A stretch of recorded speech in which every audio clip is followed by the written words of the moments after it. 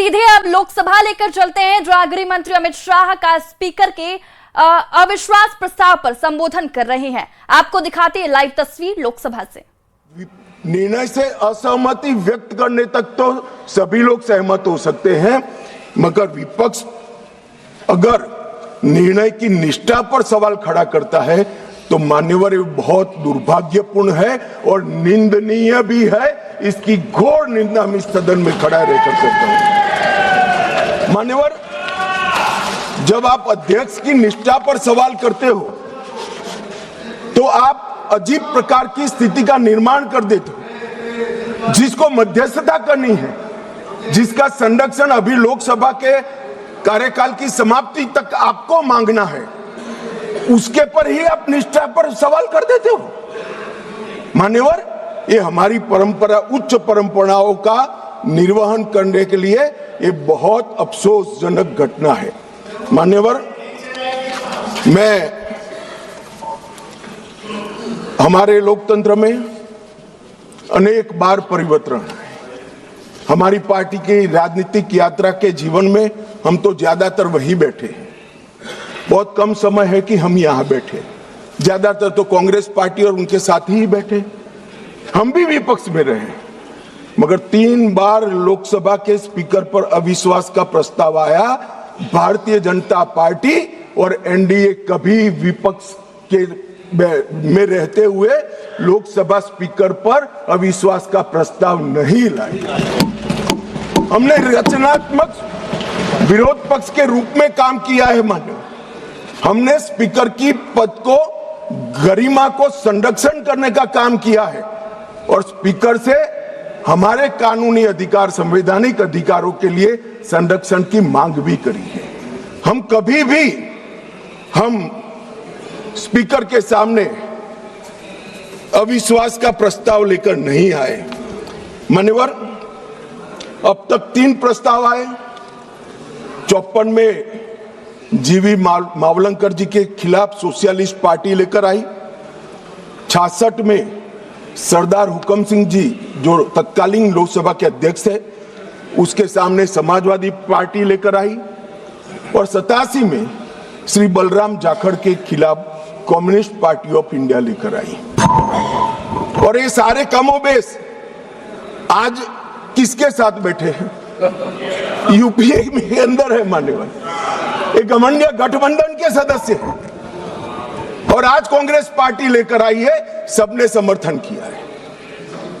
कभी भी स्पीकर की निष्ठा पर आशंका नहीं करना चाहिए, ऐसा मेरी पार्टी का बहुत मजबूत और स्ट्रॉन्ग मत है, हमारी मान्यता है।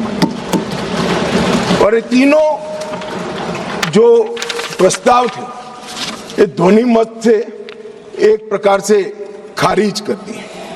मान्यवर, आज जब मैं यहां खड़ा हुआ हूं तब राजनीतिक आरोप एक भी नहीं करूंगा। करे हुए राजनीतिक आरोपों का जवाब जरूर दूंगा, कस कर दूंगा, परंतु मैं राजनीतिक आरोप एक भी नहीं करूंगा। मान्यवर, हम सब स्पीकर के महत्व को जानते हैं। लोकसभा के अध्यक्ष विधायी न्यायशास्त्र के सर्वोच्च न्यायाधीश होते हैं। उनके कार्यवाही के बारे में करे हुए फैसलों में सर्वोच्च अदालत भी दखल नहीं कर सकती। मान्यवर, ये प्रोटेक्शन उनको संविधान ने दिया हुआ है और वो इसलिए दिया है कि स्पीकर निर्भीक रूप से अपना काम कर सके और अध्यक्ष का प्रथम कर्तव्य होता है कि व्यवस्था और शिष्टाचार को बनाए रखना। दूसरा कर्तव्य है सभी को मौका देना और न्यायपूर्ण व्यवहार करना। परंतु प्रथम कर्तव्य क्या बताया गया? प्रथम कर्तव्य बताया गया कि यहां पर व्यवस्था और शिष्टाचार बता देना, बनाए रखना। अब शिष्टाचार क्या होता है? शिष्टाचार ये है मान्यवर कि ये लोकसभा, ये सदन चलाने के नियमों के अनुसार चले।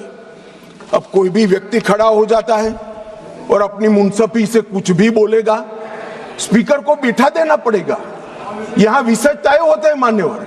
आज मैं यहाँ पर स्पीकर साहब के खिलाफ अविश्वास के प्रस्ताव पर बोल रहा हूं, तो मैं माओवाद इस देश में समाप्त हो रहा है इस पर लेक्चर नहीं दे सकता। मैं दूंगा तो आपको बिठा देना पड़ेगा, फिर आप कहोगे देखो आप मुझे बोलने नहीं देते हो। अरे भाई, यहां नियमों से बोलना पड़ता है। और कितने वरिष्ठ सदस्य, मुझे तो अभी भी नहीं मालूम पड़ता, शशि थरूर जैसे बैठे, बालू साहब बैठे, क्यों नहीं सिखाते इनको सब? इतना सिखा दे तो ये समस्या का वही समाधान हो जाए मन में। और हमारे लोकसभा के नियमों में भी स्पीकर साहब को कई अधिकार दिए। कोई भी सदस्य भाषण करता है तो स्पीकर साहब को एड्रेस कर करता है। स्पीकर के माध्यम से, लोकसभा अध्यक्ष के माध्यम से विपक्ष सत्ताधारी पक्ष को कुछ कह सकता है और स्पीकर साहब के माध्यम से सत्ताधारी पक्ष विपक्ष पर कुछ आरोप लगा सकता है। लोकसभा के नियम 351 में 374 अव्यवस्था, अनुशासनहीनता की स्थिति में स्पीकर को चेतावनी करने का अधिकार है, नामित करने का अधिकार है, निष्कासन करने का अधिकार है और निलंबित करने का भी अधिकार है। मुझे बताइए साहब, सभी सदस्य इस बात पर सहमति व्यक्त करेंगे कि वेल में आकर कागज फाड़कर स्पीकर की चेयर पर फेंकना आप असहाय बना देना चाहते हो स्पीकर साहब को? किस प्रकार से सदन चलाएंगे? सदन किस प्रकार से चलाएंगे? टेबल पर नाचते हैं। मैं समझ रहा हूं साहब, किसी के एडवाइजर एक्टिविस्ट हो सकते हैं, किसी के एडवाइजर आंदोलनकारी हो सकते हैं, मगर आंदोलन और एक्टिविस्ट को सदन में सदन के नियमों के अनुसार ही चलना पड़ेगा, क्योंकि यहां पर नियम बनाए गए। नियम 375 के तहत गंभीर अव्यवस्था की स्थिति में सदन को स्थगित करना होता है। मान्यवर, आप किसी को बोलने ही नहीं दोगे। कितने भी बड़े महत्वपूर्ण मुद्दे हो, खड़े होकर आप विरोध करते रहोगे और प्रधानमंत्री जी की चेयर तक सारे महिला सांसद एकत्रित होकर आ जाएंगे। ये मैं नहीं मानता किसी भी प्रकार से।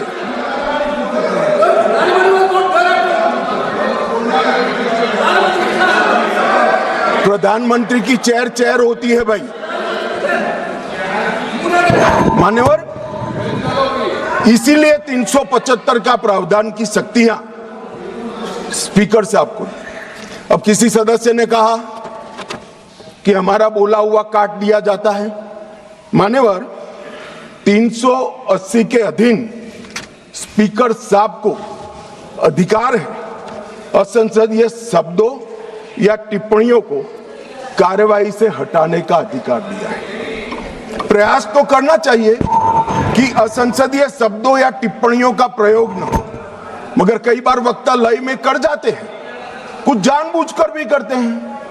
मगर लय में की हुई असंसदीय टिप्पणियां संसद के इतिहास में रखनी चाहिए क्या?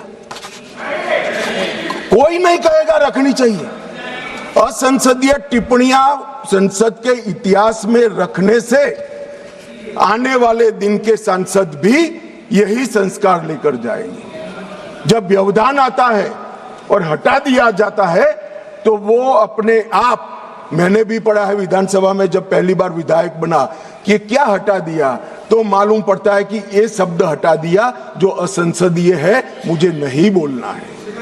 मगर यहां तो आग्रह है कि हम कोई भी भाषा का प्रयोग करें, इसको रखने दीजिए।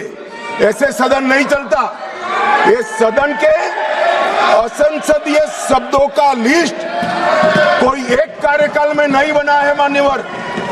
असंसदीय शब्दों का लिस्ट जब से सदन का अस्तित्व आया तब से लेकर आज तक इस उच्च शासन पर बैठे हुए अनेक महानुभावों के बनाते बनाते बना है, और वो सबको बाध्यकारी, हमें भी है और विपक्ष को भी है। अगर आप कहते हैं कि सदन चलाने के नियम और असंसदीय शब्दों का लिस्ट हमें बाध्यकारी नहीं है, तो ऐसा नहीं होगा।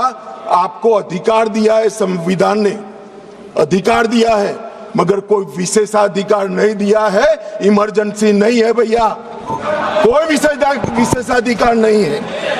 अधिकार का संरक्षण कर सकते हैं, मगर विशेषाधिकार के मुगालते में जो लोग जीते हैं उनको उनकी पार्टी और जनता भी संरक्षण नहीं देती है। इसलिए छोटे छोटे छोटे छोटे छोटे छोटे होते जा रहे हैं। मान्यवर, लोकसभा स्पीकर उनके अध्यक्ष, उनका महत्व सदन, देश और अंतर्राष्ट्रीय स्तर पर है।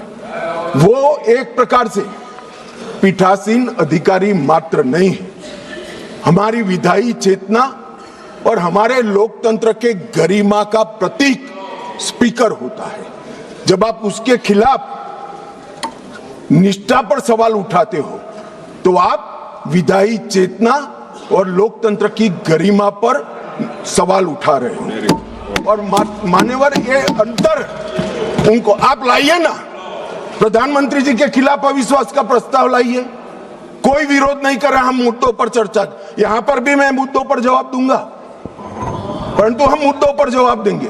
हम नहीं कहेंगे कि आज का दिन अफसोसजनक है। प्रधानमंत्री जी को हटाने का प्रस्ताव सदन में आ ही सकता है, मगर लोकसभा के कस्टोडियन पर हटाने का प्रस्ताव मैंने तो कम से कम मैं इसको साहजिक घटना नहीं देता।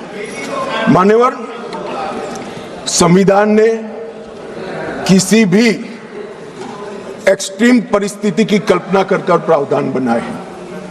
ये कोट कर रहे हैं 94C के अंदर इफेक्टिव मेजोरिटी से स्पीकर साहब को हटाया जा सकता है, मगर ऐसे तो युद्ध के समय में कई सारे अधिकार सरकार को प्राप्त होते हैं, आज उसका उपयोग नहीं कर सकते। ये असाधारण परिस्थितियों में स्पीकर को हटाने के लिए, लोकसभा हटाने के लिए किया गया प्रावधान है। ये रोजमर्रा की चीज नहीं है, इसका उपयोग रोज रोज नहीं करना चाहिए, कोई ऐसी घटना हो तब करना चाहिए। मान्यवर, अनुच्छेद 96 के तहत अध्यक्ष को हटाने का प्रस्ताव जब विचाराधीन हो तब संबंधित पीठासीन अधिकारियों अध्यक्ष की सदन की अध्यक्षता नहीं करेंगे। क्या हुआ, पहले 3 बार आया, मैंने कहा तीनों बार प्रस्ताव कांग्रेस पार्टी सत्ता में थी तब आए, हम नहीं लाए थे मगर आए। तीनों वक्त ये परंपरा रही कि जब स्पीकर की पर अविश्वास की प्रस्ताव की चर्चा होगी तब स्पीकर साहब इस स्थान पर आसन ग्रहण नहीं करेंगे। तीनों बार, मगर 14 दिन तक सबने अध्यक्षता करी। एकमात्र स्पीकर श्री ओम बिरला है जिन्होंने मॉरल ग्राउंड पर, जब से उन्होंने इसको नामित किया तब से नहीं, और ये हमें मॉरल ग्राउंड सिखा रहे हैं। बिरला साहब को मॉरल ग्राउंड मत सिखाइए। जब आपकी बारी थी, आपकी पार्टी से चुने हुए संसद सदस्य स्पीकर बने थे और आप पार्टी में थे, तब सब बैठे थे, बिरला साहब नहीं बैठे। मान्यवर, उनको मत देने का अधिकार नहीं, तो वो तो बैठे ही नहीं है, तो मत कहां से देंगे। चर्चा में भाग लेने का अधिकार है, मगर वो बैठेंगे ही नहीं तो चर्चा में कहां। अब इससे उच्च मॉरल ग्राउंड कोई हो नहीं सकता। मान्यवर, इसकी प्रशंसा करने की जगह इसकी निंदा करें। मान्यवर, 94C के तहत अध्यक्ष को केवल असाधारण और गंभीर परिस्थितियों में हटाया जा सकता है, और वहां पर रूटीन प्रोसीजर नहीं रखी। 3 प्रकार की मेजोरिटी होती है, सिंपल मेजोरिटी, इफेक्टिव मेजोरिटी